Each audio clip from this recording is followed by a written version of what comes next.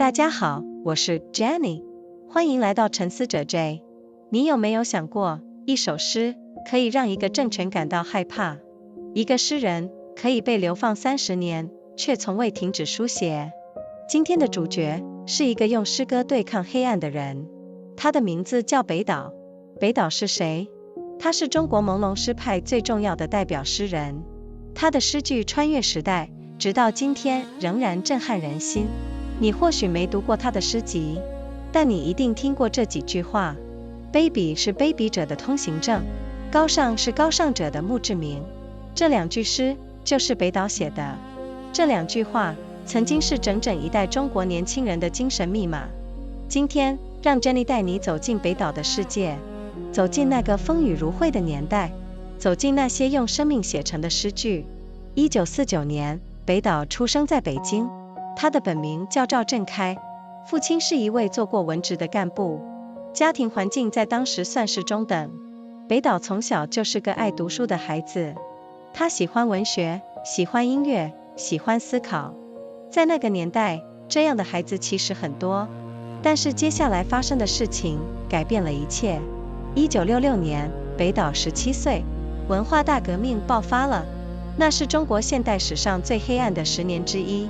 学校停课，书籍被焚烧，知识分子被迫害。北岛原本应该继续读书的年纪，却不得不离开学校，成为一名红卫兵。他亲眼目睹了太多荒谬的事情，他看到老师被批斗，邻居被抄家，他感受到那个时代特有的窒息感，那种说不清楚道不明白的压迫。1969年，北岛被下放到北京郊区，后来又进入国家建设工程队工作。他做过建筑工人，就在那些扛着砖头挥着铁锹的日子里，他开始写诗，不是为了发表，不是为了出名，只是因为他需要一个出口，需要一个地方把心里的话说出来。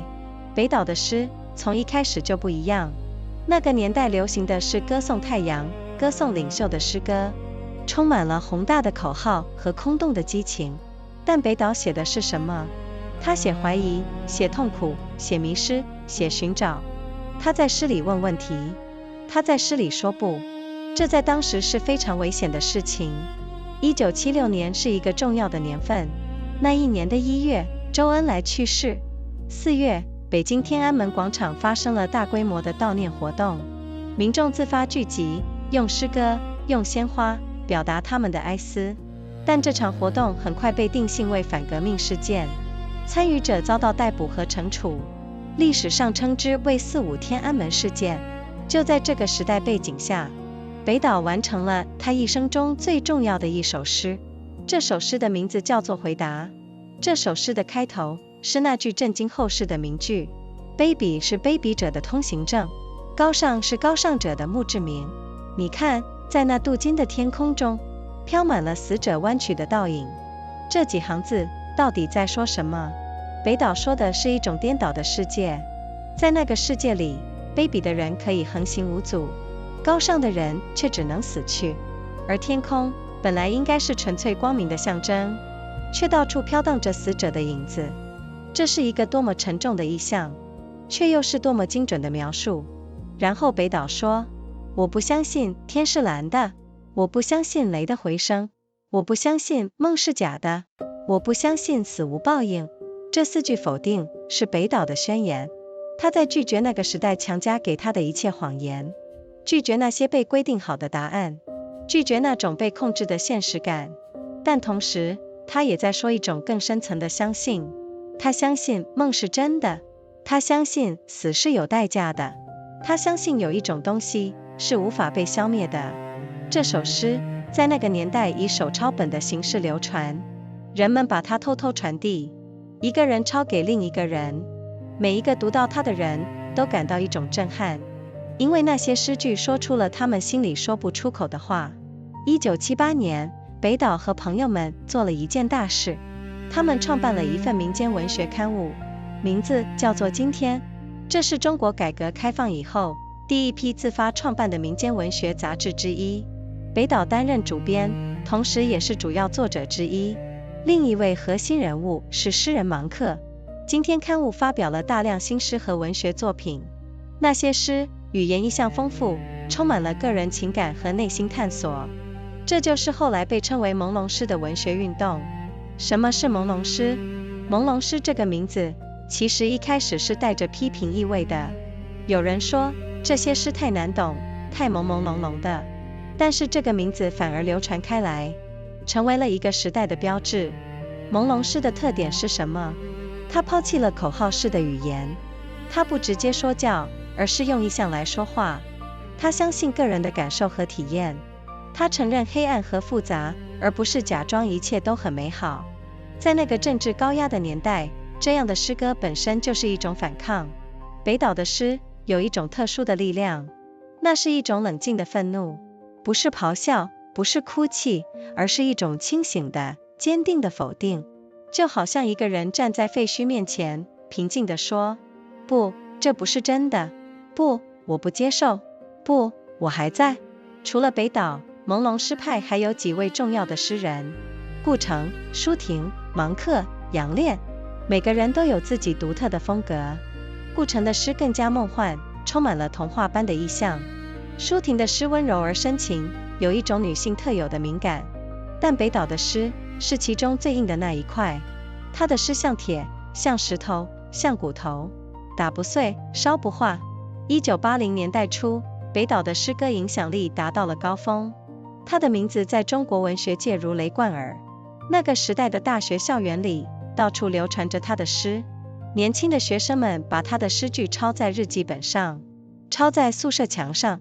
那是一个文学真正有力量的年代，诗人是时代的声音。然而，政治的压力从未远去。今天，刊物在1980年被迫停刊，北岛的名字开始进入了某种敏感名单。他的作品在国内发表越来越困难，但他仍然在写，仍然在思考，仍然在说话。1985年，北岛获得了出国访问的机会，他前往欧洲，这是他人生的一个重要转折点，因为就在他出国之后不久，1989年，那个大家都知道的事件发生了，北岛没有办法回国，他的流亡就这样开始了。流亡这两个字听起来是很沉重的，但对北岛来说，那意味着什么？意味着从此没有家可以回，意味着用一种语言写作，却活在另一种语言的环境里，意味着每隔几年就要搬家，换一个城市，换一个国家，德国、瑞典、丹麦、美国、香港。北岛在世界各地辗转漂流，但他没有停止写诗。流亡反而让他的诗歌有了新的深度。他开始写孤独，写诗根，写语言的困境。他开始思考，一个诗人在异乡是什么意思？语言是家园，还是牢笼？在祖国的语言里写作，却无法踏上祖国的土地。这种张力深深地渗透进他的诗里。1990年代，北岛开始逐渐获得国际文学界的关注，他的诗集被翻译成多种语言，在全球出版。他多次入围诺贝尔文学奖的候选名单，虽然最终没有获奖，但他的名字已经成为世界文学地图上不可忽视的一个点。北岛的诗在翻译的过程中遇到了很多挑战。中文的诗歌有一种特殊的密度和音乐性，那是很难在另一种语言里完整保留的。但即使是翻译版本，北岛的诗仍然打动了无数不同文化背景的读者，因为他说的是人类共同的困境：压迫、孤独、记忆、失去、寻找，这些是跨越语言的主题。2007年，北岛接受了香港中文大学的邀请，成为大学的教授。这是他流亡近20年后，第一次在一个使用中文的城市安定下来。香港成为了他在流亡岁月里最接近家的地方。在香港期间，北岛做了很多重要的事情。他重新复刊了《今天》杂志，让这份有历史意义的刊物继续发声。他参与了大量的文学活动和教育工作。他见了一代又一代的年轻诗人，传递着诗歌的火炬。他把自己的人生经历化成了对年轻一代的养分。2019年，香港局势发生了剧烈的变化。北岛再次感受到了那种熟悉的压迫感，那种从年少时代就认识的空气。他最终再次选择离开。回到了美国继续生活和写作。有人曾经问北岛，你写了这么多年的诗，你相信诗歌有力量吗？北岛的回答是，诗歌是人类语言的最后一个自由地带，只要有人在读诗，有人在写诗，那个自由就还在。这句话让 Jenny 想了很久。在这个影片、短片、声音轰炸我们的时代，诗歌好像变得很遥远，很奢侈。但也许正是因为这样，诗歌才更珍贵，因为它不可以被快速消费，不可以被算法优化。它需要你停下来，读一遍，再读一遍，让那些文字慢慢地沉下去，沉到你的心里。北岛的诗就是这样的诗，它不是用来装饰的，不是用来打卡的，它是用来陪伴你在黑暗里走路的，是那种当你感到世界正在失去理智的时候，你可以拿出来读的东西。让 Jenny 再念几段北岛的诗句给你听吧。在这一切背后，星辰不动，我扛着骨头走遍世界。当灰尘决定一切的时候，我要用春天对抗你们的春天。你感受到了吗？那种既沉重又不屈的力量。北岛不是一个绝望的诗人，他是一个清醒的诗人。他看见了黑暗，但他没有接受黑暗，他选择继续书写，继续说话，继续存在。流亡30多年，北岛从未停止用中文写作。有人问他，为什么不用英文写？在英语世界生活了这么久，用英文写不是更方便吗？北岛说，中文是他唯一真正的家园。语言是流亡者最后的根。他可以失去土地，失去房子，失去城市，但他不能失去语言。这句话让 Jenny 想到了世界上许多流亡的作家和诗人。当你失去了一切有形的家园，语言就成了最后一块可以站立的土地。北岛用他的写作证明了这一点。北岛的一生是一个关于坚持的故事，不是那种热血沸腾的坚持，而是一种静默的、绵延的坚持。就像他诗里那颗不动的星辰，无论地面上多么混乱，它依然在那里，默默发光。今天我们谈的是北岛，但其实我们谈的是所有在黑暗里仍然选择说话的人，谈的是人类在压迫面前那种不愿意沉默的本能，那种觉得只要我还在说，只要我还在写，就还有一点什么没有被夺走的感觉。当整个世界都在叫你闭嘴的时候，北岛说了2个字，告诉你我不相信。在这个喧嚣的时代， Jenny 觉得我们每个人都需要自己的那首诗，那首只属于你的诗，那个只有你才能说的话。不管有没有人听，不管能不能发表，你还是要说出来，因为那就是你还活着的证明。今天的沉思者 J 到这里告一段落。如果你喜欢今天的内容，记得点赞订阅。我们下次见咯。Hello everyone, I'm Jenny. Welcome to Thinker J. Have you ever wondered if a poem could make a government afraid? If a poet could be exiled for 30 years, yet never stop writing? Today we meet someone who spent his life wielding words against the darkness. His name is Bei Dao. Who is Bei Dao? He is the most important representative poet of China's Misty Poetry movement. His verses have traveled across time, and they still shake the soul today. You may never have read his collections, but you have likely heard these lines before. Baseness is the passport of the base. Nobility is the epitaph of the noble. These 2 lines were written by Bei Dao. For an entire generation of Chinese youth, they were a kind of spiritual code. Today, Jenny is taking you into Bei Daos' world, into an era of storms and shadows, into poems written with nothing less than a human life. Bei Dao was born in Beijing in 1949. His given name was Zhao Zhenkai. His father was a mid-level government official. By the standards of that era, the family was relatively comfortable. From a young age, Bei Dao was a reader, a thinker, a boy drawn to literature and music. In those years, that kind of child was not uncommon. But what happened next changed everything. In 1966, Bei Dao was 17 years old. The Cultural Revolution erupted. It was one of the darkest decades in modern Chinese history. Schools shut down. Books were burned. Scholars and teachers were persecuted. At an age when he should have been continuing his education, Bei Dao was instead compelled to leave school and join the Red Guards. He witnessed an extraordinary number of absurdities. He watched teachers being denounced at public struggle sessions. He saw neighbors dragged from their homes. He absorbed the suffocating atmosphere of that era.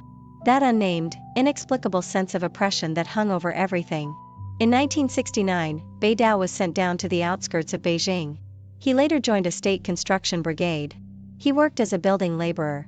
And it was during those days of hauling bricks and swinging shovels that he began to write poems. Not to publish them. Not to become famous. Simply because he needed an outlet. A place where he could finally say what he needed to say. Bei Dao's poetry was different from the very beginning. The popular poetry of that era praised the sun and glorified the leader. It was filled with grand slogans and hollow enthusiasm. But what did Bei Dao write about? He wrote about doubt, about suffering, about being lost and searching. He asked questions in his poems.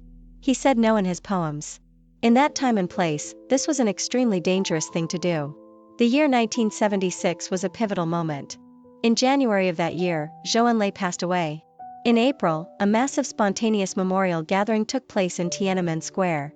Ordinary citizens came together, bringing poems and flowers to express their grief. But the authorities quickly declared the gathering a counter-revolutionary event. Participants were arrested and punished. History knows this as the April 5 Tiananmen incident. It was against this backdrop that Bei Dao completed the most important poem of his life. The poem was called Huida, or The Answer. The poem opens with those lines that would resonate across generations. Baseness is the passport of the base. Nobility is the epitaph of the noble. Look, in that gilded sky above us. The crooked reflections of the dead drift and float. What do these lines mean? Bei Dao is describing an inverted world. A world where the base and the corrupt move freely through life, while the noble and the upright can only die. And the sky, which should be a symbol of pure light, is filled with the hovering shadows of the dead. What a heavy image. And yet how precise a description. Then Bei Dao declares his refusals. I do not believe that the sky is blue. I do not believe the echo of thunder. I do not believe that dreams are false. I do not believe that death has no consequence. These 4 acts of negation are Bei Dao's manifesto. He is refusing everything the era has tried to impose upon him. Refusing the predetermined answers. Refusing the managed version of reality. But at the same time, he is affirming something much deeper. He believes that dreams are real. He believes that death carries a cost. He believes there is something that cannot be extinguished. This poem circulated in that era as hand-copied manuscripts. People passed it secretly, one person copying it for the next. Everyone who read it felt a tremor of recognition. Because those lines said, out loud, what they had never been allowed to say. In 1978, Bei Dao and his friends did something remarkable. They founded an unofficial literary journal. They named it Jintian, which means today. It was among the very first independent literary magazines to emerge in China after the start of reform and opening up. Bei Dao served as its chief editor and one of its primary contributors. The other central figure was the poet Mang Ku.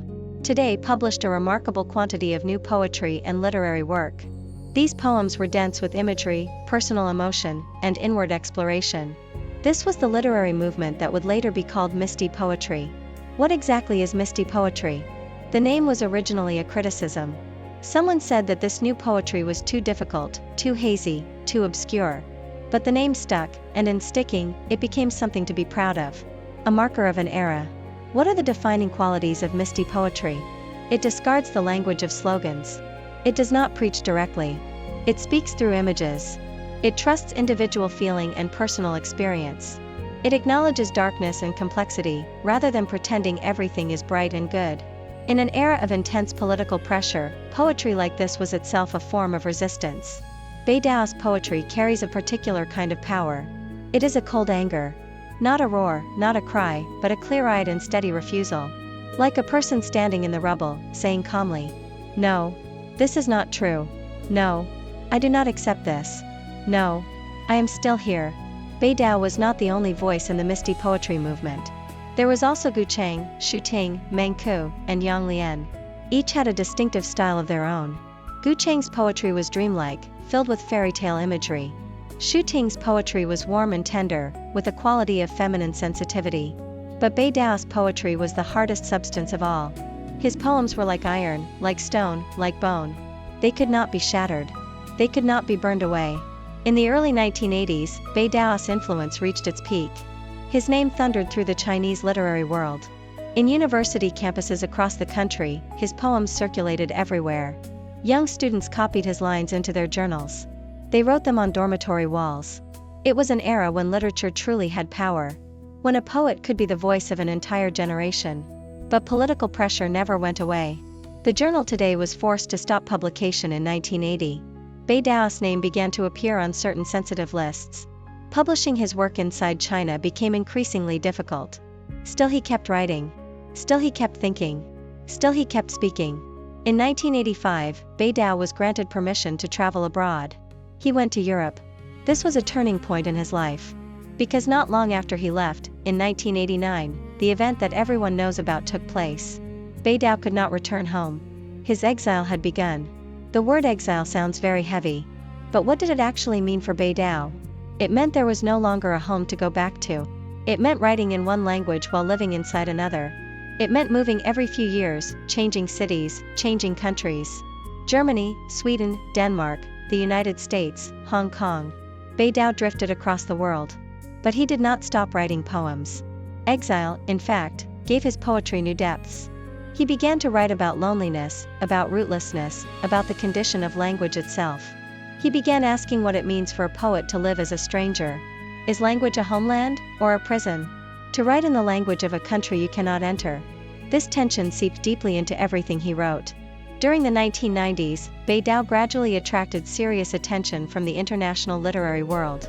His collections were translated into many languages and published around the world. He was nominated multiple times for the Nobel Prize in Literature. Though he ultimately did not receive it, his name had become an unmissable point on the map of world literature. Translating Bei Dao's poetry presented significant challenges. Chinese poetry carries a particular density and musicality. These qualities are extremely difficult to preserve fully in another language. But even in translation, Bei Dao's poems continued to move readers from vastly different cultural backgrounds. Because what he was speaking about are universally human experiences. Oppression, loneliness, memory, loss, the search for meaning. These are themes that transcend any single language. In 2007, Bei Dao accepted an invitation from the Chinese University of Hong Kong to join its faculty. After nearly 20 years of exile, this was the first time he had settled in a city where Chinese was spoken. Hong Kong became the closest thing to home he had found in all those wandering years. During his time in Hong Kong, Bei Dao accomplished a great deal. He revived the journal Today, allowing this historically significant publication to continue speaking. He participated in literary events and educational work of many kinds. He met generation after generation of young poets and passed the torch of poetry to them. He transformed his life experience into nourishment for those who came after. In 2019, the situation in Hong Kong changed dramatically. Bei Dao once again felt that familiar quality of atmosphere. The particular kind of pressure he had first recognized in his youth. He ultimately chose to leave again. He returned to the United States to continue living and writing. Someone once asked Bei Dao, after so many years of writing poetry, do you believe poetry has power? Bei Dao's answer was this: poetry is the last free territory of human language. As long as people are reading poems and writing poems, that freedom still exists. Jenny has been thinking about that answer for a long time. In this era of videos and clips and relentless audio noise, poetry seems very distant, very much a luxury. But perhaps that is precisely why it is more precious. Because it cannot be rapidly consumed. It cannot be optimized by algorithms. It asks you to stop, to read it once, then read it again. To let the words sink slowly down into you. Bei Dao's poems are exactly that kind of poetry. They are not for decoration. They are not for posting as a caption. They are for keeping company with you as you walk through the dark. For the moments when the world seems to be losing its mind, and you need something to hold on to. Let Jenny share a few more lines from Bei Dao's poems. Behind all of this, the stars do not move. I carry my bones and walk through the world. When dust decides everything, I will use spring to oppose your spring. Can you feel it? That weight, and that refusal to be broken. Bei Dao is not a poet of despair. He is a poet of lucidity. He sees the darkness, but he does not accept it. He chooses to keep writing, keep speaking, keep existing. After more than 30 years of exile, Bei Dao never stopped writing in Chinese. Someone once asked him why he did not write in English. After living so long in English-speaking environments, would that not be more convenient? Bei Dao said that Chinese was his only true home. Language is the last root of the exiled. He could lose land, lose a house, lose a city. But he could not lose language. These words remind Jenny of all the writers and poets across history who have lived in exile. When you have lost every tangible version of home, language becomes the last piece of ground you can stand on. Bei Dao spent his life proving this true. Bei Daos' life is a story about persistence. Not the hot-blooded kind of persistence, but a silent and enduring kind. Like the star in his poem that never moves. No matter how chaotic things become on the ground below, it remains where it is, quietly giving light. Today we have been talking about Bei Dao. But in truth we have been talking about everyone who has chosen to speak in the darkness. We have been talking about the human refusal to be silent in the face of oppression. That feeling, as long as I am still speaking, still writing, something has not yet been taken from me. When the whole world is telling you to be quiet, Bei Dao said 2 words. I do not believe. In this noisy era, Jenny thinks every one of us needs our own poem. The poem that belongs only to you. The thing that only you can say. Whether anyone listens or not. Whether it can be published or not. Say it anyway. Because that is how you prove you are still alive. That is all for today on Thinker J. If you enjoyed this episode, please like and subscribe. See you next time.